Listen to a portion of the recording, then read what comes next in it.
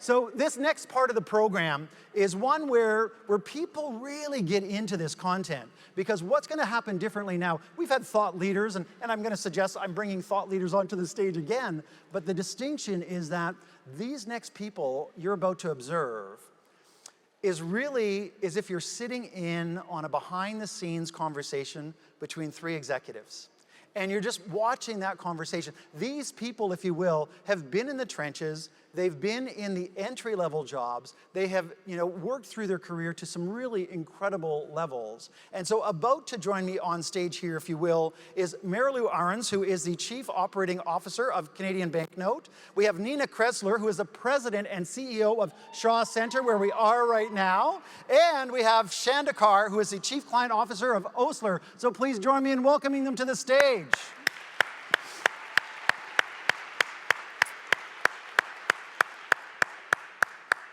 So thrilled to have you with us today. Now, this is the gymnastics portion of the event as well. So you're going to mount these high stools as best as you're able to. And yeah, there we go. You are in the right order. Fantastic. Thank you so much for joining us today.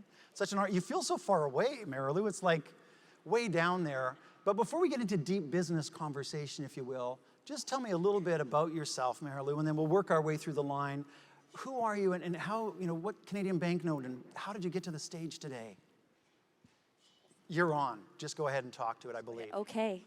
Well, thank you, Bill, and it's so wonderful to be here and to see all these amazing, powerful women. You can feel the energy, and so I'm just so grateful to be here today. Thank you, Bill. Yes. Awesome. And Canadian Banknote, what are they about? Well, it was interesting. Bill and I were talking backstage, and he said to me, Canadian Banknote, I think you used to print checks with magnetic printing. And I said, first of all, how old are we? 60, yes. Actual checks we wrote. We didn't tap anything. We didn't put in a code. We wrote a check. You wrote a check. So I had to I said, Bill, I think I might need to take just a minute and say, what is Canadian Banknote? First of all, it's a company that's existed here in Ottawa. It's 120 years old, started in the village of Westboro. It is a privately owned company. And what we actually do, the Canadian banknote part of it is very small, printing currency for Canada. But we also do business in about 70 countries, providing currency solutions, but also identity solutions and documents. We print passports and passport management systems, border management systems for over 20 countries in the world. When I started 38 years ago next week, we were about 10 million in sales, privately owned by the owner who has us today. We were about 300 employees, predominantly doing business in Canada. And so 300 employees, mostly making printed documents. Canadian Tire coupons was a big one. Stocks and bonds. Who remembers traveler's checks? A lot of things that are gone. But we had a very, very creative owner, an innovator and entrepreneur, who said, let's get into systems, and that was in the 80s. So another big part of our business, by the way, is charitable gaming. We raise over $150 million annually for charitable causes throughout the world, something we're really proud of. Beautiful. Yes. So my journey started right out of university. I studied mental health. My degree was in psychology, and which is odd considering now I'm in operations, so the connection's there. But so came right out of university in the 80s and thought I'll stop in here for a while just to get some bills paid to get ready for life. I started out in sales, quickly moved over into finance. I did have a background in business also. And one of the first things that happened that was really a game changer for me was that I was invited to become something called a budget coordinator. And I was asked, so the building itself, it's located on Richmond Road, and upstairs we have all of our offices, and down below is the secret place. And that's where all the secret stuff happens. So I'd never been down below, and I was asked to go meet with all of the foremen, who were the men that ran all of the operations in the male-dominated organization, to go down and work with them on finances. So down I went, and they found this very curious little 20-something person who was asking a lot of questions. And interestingly enough, they were attracted to that. Someone was asking them for their advice, their opinions. I became fascinated by the big machines and processes and products. So quickly after that, my heart was dedicated to this. But guess what? There were no women. There had never, ever in the history of the company been a woman in an operations role. So when I put up my hand and said, I want to do this, there were a lot of distorted faces, to say the least. I had still working in finance and started my way to manufacturing, though, in a very entry-level position. I moved into an executive assistant role to get into the operation. But that was okay, because I knew what I wanted to do. Gave birth to my daughter, who I was in the crowd here today, yes. Katie. And I said, no, I want to do this job. I want to do this job. Given the chance, moved on from there. By 5 years later, I was plant manager, first ever. Soon, senior vice president of operations, and in the most recent 2 years, into the position of chief operating officer. And what I am really proud of is I think about the fact that I was the only woman, the very first woman, in a very well-established company. Today, we have 15 women from Canadian Banknote here in this room. Directors, vice presidents, wonderful, wonderful women, and they only represent the tip of the iceberg. So things have changed. The last thing I just want to say is that someone wisely said to me most recently, look back only to know how far you've come. I'm sure other people have heard that before. I hadn't. That was a huge awakening. And I want to just say one thing when I look back. When I had my daughter, Katie, I was not paid if I was sick. Do you know why? Because they said in the company at that time, again, it's changed, they said, when you're pregnant, you're excluded from sick leave, because we really don't know if it's a self-inflicted illness from your pregnancy. But if your colleague's playing squash and he hurts his ankle, he's off and he's paid. So I did not stand for that. I made a bit of a ruckus, and I'm proud to say today, thanks to some wonderful women who are here in this room, Michelle and Doris, we've introduced at Canadian Banknote a fully inclusive parental program that supports and pays for anyone in any form that is raising their family. And we support them for 26 weeks, so. There's the journey. There we go. And so just before we go over to Nina, it is one of my causes right now is that I hope you will do the same thing, not only for families, because not every woman will choose to have a baby or a family in that way, but almost every woman will go through, as Dr. Shimi Kang shared with us, but the cause is menopause. And we need to create safe spaces for women to be who they are, serve their organizations, do the incredible work they do and not feel judged, but that they have a safe space. So I hope that I can follow Canadian Banknote and see a new policy on menopause and supporting women. So thank you. Thank you. Nina, how did we get here today? Look where we are. Yes, well, thank you, everybody, for being here at the Shaw Center. What a great way to start this week on a Monday morning, or Monday afternoon now. The Shaw Center was voted, if I get it wrong, my marketing team will correct me, in 2020, the best convention center in the world. And so, thank you. And so we're blessed to still carry that title, I think, for another year. So thank you to all the employees here at the Shaw Center. It is you that got us here today. So I'm originally grew up in a small town called Hubbards. It's outside of Halifax, Nova Scotia. 300 people. Oh, that's awesome. And I think the population is like 300 people in the winter, and then come summertime, it quadruples with visitors. It's a touristy area, and people that own cottages. So I studied in Halifax at Mount St. Vincent University in 1984. I graduated with my Bachelor of Arts degree, and then I was unemployed because 1984 was a horrific time. You could not even get a job at McDonald's. So long and behold, this new hotel just opened up in Halifax. It was a Sheraton hotel right on the waterfront. And the jobs were all gone with the exception of one. It was a coordinator's position, and more than 300 people had applied for that. They stood in lineups starting in the middle of the night. But I was fortunate enough to get that position, and it was real grunt work. It was low paying. I think I made $14,000 a year.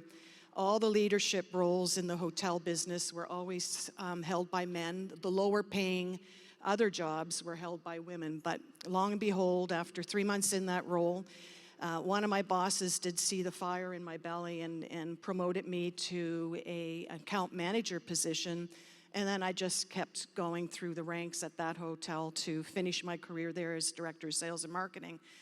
The hotel went through various ownership stages. A casino moved in, a casino moved out. I went and worked for the casino. I came back to the hotel.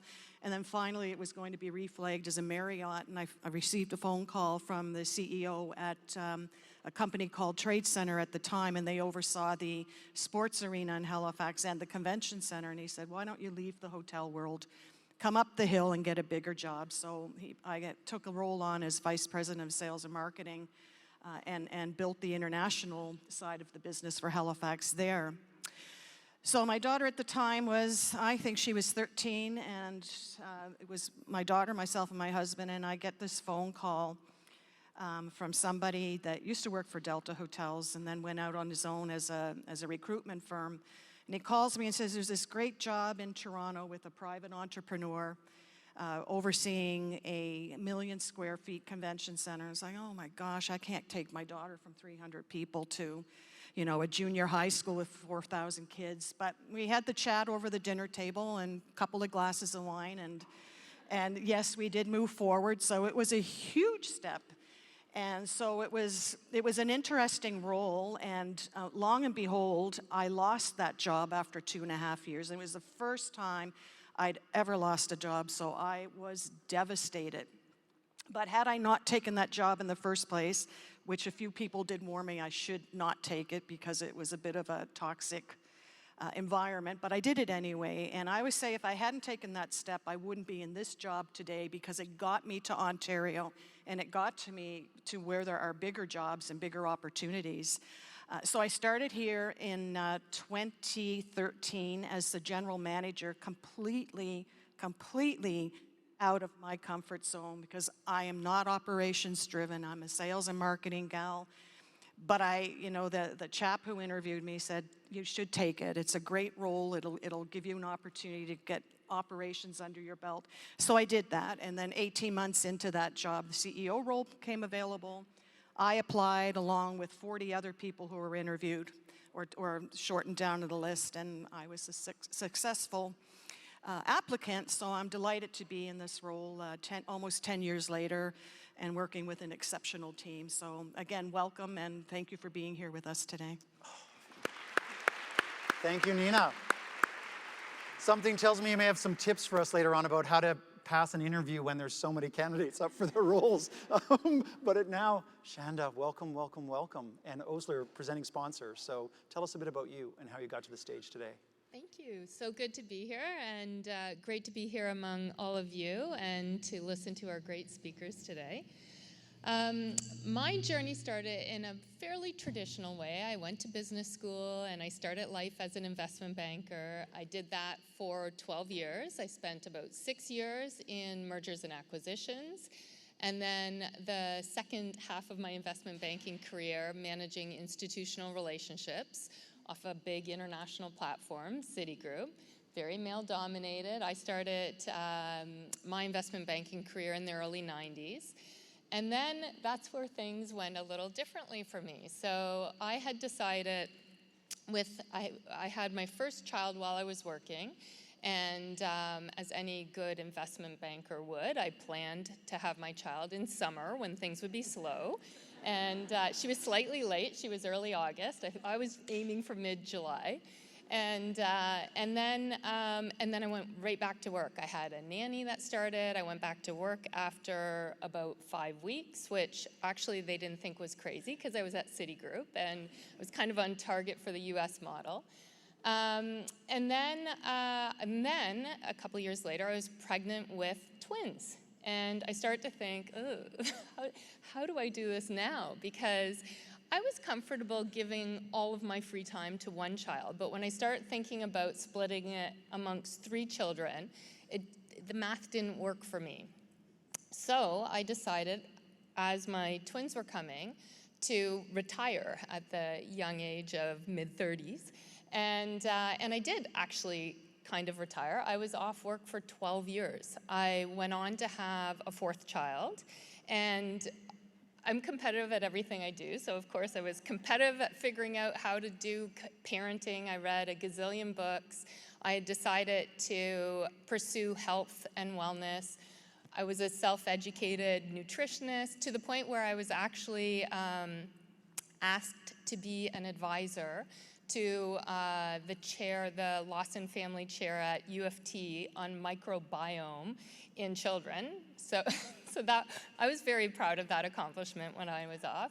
I was a competitive tennis player. I competed at the provincial and national level, and was quite happy being a mom. I don't know if I mentioned, but I do have 4 kids, so I went on to have another one. I have 4 kids. Now they're aged 14 to 20. The twins in the middle are 17. And then I started to wonder what came next. And at the beginning of 2018, I decided to figure out, and I started making some calls to some old friends and explore what was next. I had the opportunity to choose, which was novel. It was actually shocking to me after 12 years that I would even have options, but I did. I could go back and be an investment banker again. And the other option that they put in front of me was at BMO, which I ended up taking, which was on a brand new team looking at enterprise innovation. And they said to me, there's no job description. We have no idea what you're going to do. You get to come figure it out. That's what innovation is. So you come tell us, go do your homework. You have a couple months, and then figure out and tell us what you're going to do. And I did. And imagine, it was a pretty exciting opportunity to me. My husband thought I was nuts when I had an investment banking offer that I turned down. So I ended up building and running the BMO Innovation Fund. I went on, I decided I loved innovation, I loved venture. So I went on to become a managing partner at a small venture fund based in Toronto. My partner was Israeli, so we were investing in technology companies in Israel and Canada. And then I got tapped on the shoulder for this very amazing job at Osler. I started at the beginning of this year as Chief Client Officer. And when I started to take a look at the Osler job, the thing that really got me with this opportunity was they were looking at it with a different lens. I'm not a lawyer, and which I explained, wondering why they were looking at me, but they came to me because they were looking at my innovation background and my venture background and saying, that's what we need in law and in big law practices. And I love that they were even thinking that way and asking those questions. So that's me. Wow. Yeah. I mean, just the accomplishments alone are like applause-worthy. And so, Chanda, I'm going to come to you first then, because given what you've just shared, and such a unique journey to get to where you are, and the question is, as we focus on the importance of empowering women leaders, what qualities or skills do you believe are essential for women leaders to develop to thrive and lead confidently in today's world of work? Yeah, great question. I thought quite a bit about that because I think there are a lot of great skills, and especially as women. And I know we've heard that today, where I think women are coming into an age where we are more natural leaders. And I think it was somebody who said, conflict used to be who could yell the loudest, and it's different. There's empathy now, there's relationships. So I do think there's this side of women where it's a more natural fit on leadership. However, that wasn't the answer I came up with, because when I look at my journey, what was so important to be where I am today was understanding who I am, what was important to me, and really what my brand was. And so I come back to that and think, for leaders who are aspiring to bigger positions, to different positions, understanding what your strengths are and what resonates with you in terms of other leadership styles. There are so many ways to lead.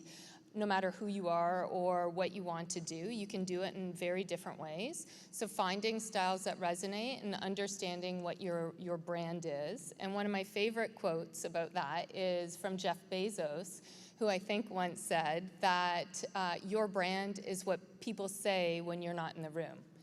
And if you think about that, to me, that's what you're aspiring to, is creating a brand that people understand naturally about you and that relates to relates to where you want to be as a leader. Wow, there's a lot to unpack in what you've shared there.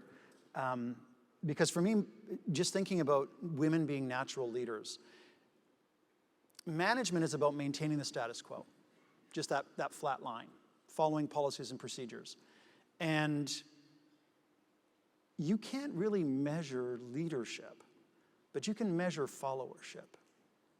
And for me, women create the most natural leadership to follow.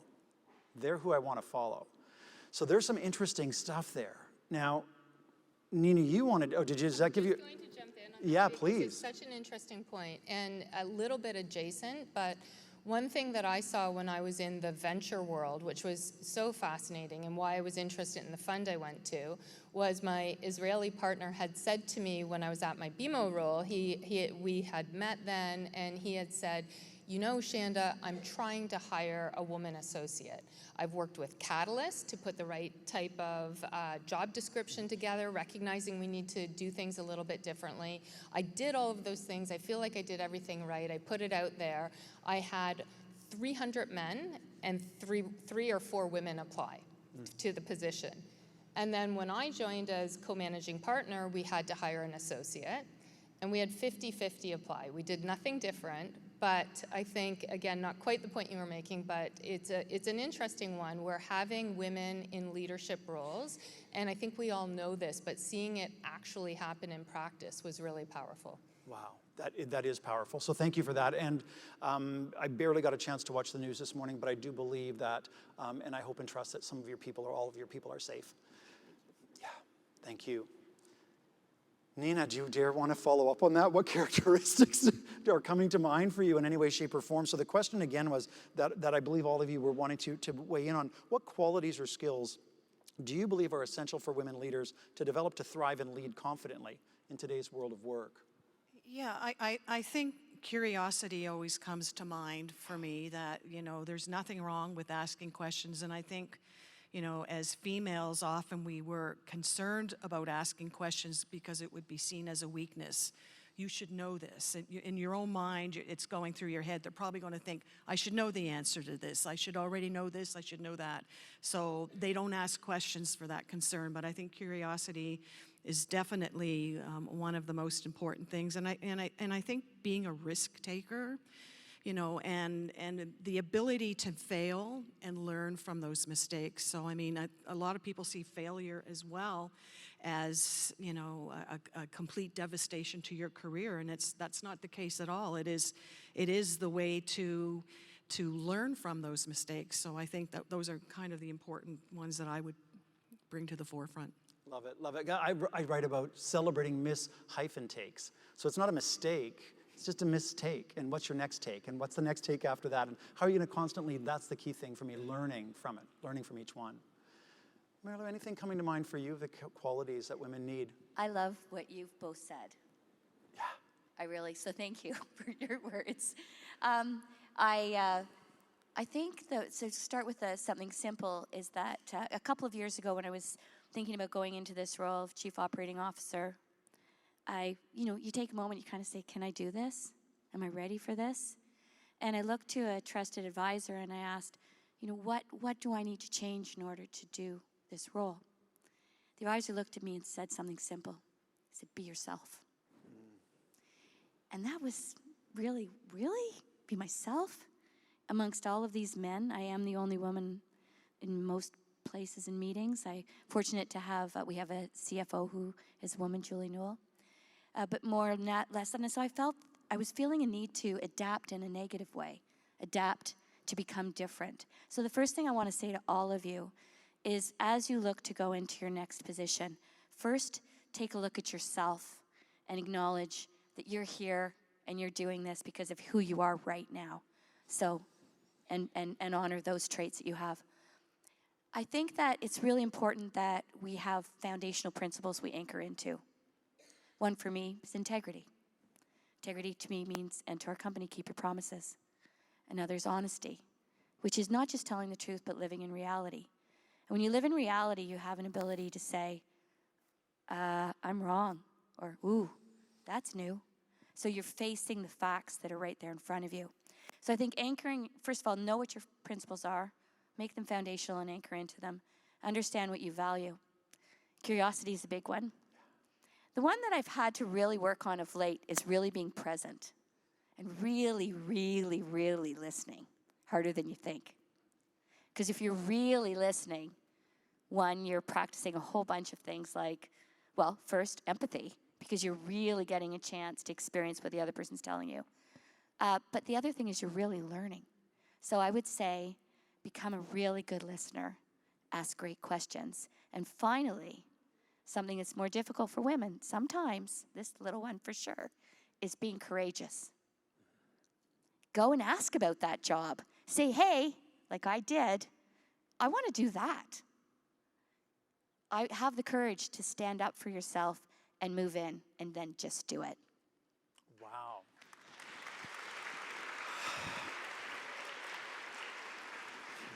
Eavesdropping in on a conversation, you actually get applause at it as well. I love it, I love it, I love it. Chanda, I'm going to come to you next again as well, and it was because Ritu was discussed the link between inclusion and innovation, a big part of your career. How do you foster a culture of innovation within your own organizations by embracing and celebrating diversity? Are there any specific structures or processes in place to encourage diverse perspectives and drive innovation? Yes. That's the answer to the question. Yes. Thank you. Tell me more. But maybe I'm going to start. I'm going to go back to my BMO days and what I learned there. I had done a lot of reading and a lot of talking to different people about how to build innovation, especially within a corporate culture. And so when I built the fund, it was very much with diversity of background and experience in mind, and we looked at problems. When we looked at problems, we built diverse teams, big diverse teams, which is not normally something the bank did. We involved people from businesses. For example, if we were looking at a business banking problem, we'd bring in people from wealth and people from technology and across the organization. And so I would say I had believed in it, but I didn't understand the power of it until I saw it in action. And I'll share my favorite story, which was we had two parts of the bank that they weren't allowed to talk to each other for privacy rules. In terms of who their clients were. They had two client groups that should have been a big overlap, and they only overlapped by 4%. So there was huge opportunity there. And so we came together to discuss how can we do this in a way that abides by the rules, but it's low-hanging fruit. They're already our clients, just how do we make them clients in other places?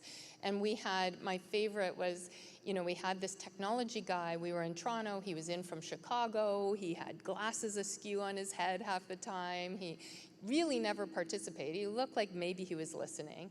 And at the end, he got up and he started drawing on a whiteboard. This was the end of multi-day sessions. And he had come up with a plan to fix our problem with a technology solution that could do it quicker than any other solution we'd come up with and much, much cheaper. And it was such a powerful example of, diversity in many different forms that you need to bring to the table. And I think your question was, what do we do at somewhere like Osler? And I think it happens in many different ways. It's bringing different groups together. It's making sure that you're building your organization in a diverse way. And for those of you that had a chance to hear my colleague Natalie this morning, I'm so proud that I joined an organization that, as one of the big law firms that had the first female managing partner back in 1968. It's incredible. And they've continued that. So we have a very gender diverse, and we're growing diversity beyond gender as well. But it's built into the fabric, luckily for us, because it makes these things a lot easier. So it's making sure to be purposeful about pulling those teams together, but part of it is having that, how do you build or how do you leverage that underlying culture? Some brilliance there. I think there's still a lot of work probably to get us there. Marilou, what about a Canadian banknote? How are you leveraging, if you will, again, that diversity and allowing it to make you even that much more innovative? One of the things that we've been doing for many years at Canadian Banknote is working in a very flexible environment. We're not a company that is run by rules and lines and boxes. In fact, at 2,200 people, it's still even hard to find an org chart today. And that's really been from our chairman, and he's really worked to have us work, one, with independence, but also with freedom and flexibility. And I think with that, we break down our silos, and it's not uncommon that you walk into a room and there's just a great collection of different minds and opinions. And we really do work hard to make sure voices are heard. We have a lot of work still to do, but we make sure that we're inviting different people to the table, just as you've described, Chanda, as we work through coming up with ideas and solutions to service our customers. So I think it's really making sure and constantly doing a check-in to say, is everybody in this room, do they look exactly like me? Are they saying exactly what I'm saying? Because if they are, you got the wrong crowd. And so it's just that constant check-in and opening up to across the organization. We have recently formed a fabulous EDI team. And I'm so excited to see what they're going to bring in the next couple of years. So we're just at the beginning. And what we're trying to do is, again, continue. We're not stopping with the wonderful 15 women in the room today. We're looking to expand, to continue to grow, to get the best people in the best positions. But you first have to make sure they're invited to participate, and you make that accessible to everyone. Brilliant, brilliant, brilliant. I've always believed that if you and I, so agreement isn't critical, but alignment is. We need to be aligned. And I've also believed that if you and I have the same thought, one of us isn't necessary. How do you create that culture where it's okay to add value to your idea, or it's okay for you to add value to mine? So together we're making things better and better and better all the time. And that's the story that I'm hearing. I think what we see throughout is that the idea of that yes man at the table, where everybody's just nodding. Then they go out in the hallway and they have a lot of opinions. We're trying to really push hard in our organization to get those opinions out there on the table, clearly debated. We call it disagree and commit, and then we leave and we're together. I stole that from 5 Dysfunctions. It's not mine. Thank you. I'd like Patrick to take Lencioni. disagree and commit. Yes, I love it, I love it, I love it. And yeah, it's the meeting after the meeting is not useful. Have the meeting in the meeting, but hold space. Hold space and let women speak. And I think women is a term that should be used with men or to men, and it should be, whoa, man, let a woman speak. And with that, Nina, I'm coming to you next. Okay, yeah, let's have Nina speak. How critical are continuous learning and professional development within your organization here at the Shaw Centre? And what recommendations do you have for women to invest in their own growth and development beyond days like today, of course? Yeah, we take continuous learning very seriously, and we belong to a lot of different industry associations, which many of our team members have that opportunity to attend events, and even, let's just say, playing when we sponsor a golf tournament or whatever, and we have people out on the golf course, that provides them opportunity not just to have a nice day out on the course, but they're also with people, clients or whoever that may, have a lot of knowledge that they can share with our team members while they're out on the course for 6 hours or whatnot. But we highly, we could always do better without a doubt, but we certainly encourage, people to do some cross-training. We encourage, mentorship. So there's a lot of things that I think that we can continue to do, and I think just the power of being around other people is most important. And you can learn from not only somebody that might have a role that's a little higher on the chain than you, but you can also learn from people that, every day are taking care of our facility here, or painting, or they have so much wisdom that if you just stop and talk to them for a few minutes, it's amazing what they can tell you about their day and how they got there and how they, how they set their budgets and how they do their work process. So that learning happens, right across, from up, down, over, and across. And I think that's what's really critical in any organization, but it's particularly, important the bigger the organization is, because there's so much to learn from people that you work beside. Wow. I love what you opened with there. And so officially or unofficially, make some noise if you have an assigned or if you have found your own mentor out there. Make some noise. Okay. Those that are applauding are encouraging the rest of you to go get a mentor because it really helps open some doors for you. We have just a minute left of our time together here today. And so as you look at leadership moving forward, Marilou, let's maybe start and work our way down to Chanda. What are you most excited about? As you look at this audience and the future, what are you most excited about? I'm most excited about the conversations that are going to happen as the beginning of big things. I think that there's more women coming into leadership positions. There's no question. We manage differently. We manage a meeting differently. We listen. We learn. We open it up. And that's just, I see it right now. We're on the beginning of a big boom of a completely different way the businesses are run by introducing women leaders to get into those very thoughtful discussions. So I'm just super excited to see what's coming. Awesome. Thank you, Marilou. Nina, what about you? Yeah, I would say don't hire women because you need to check a box or a quota. Hire them because it's the right thing to do, and hire a lot of them because not everybody aspires to a leadership role. So find those that do and get them where they need to be, and those that don't aspire for a leadership role, work with them to be the best that they can possibly be, always. Yeah. Chanda, bring us home. All right, I'm excited when I think about, again, back to my career journey and where I had that kind of 12-year pause in the middle.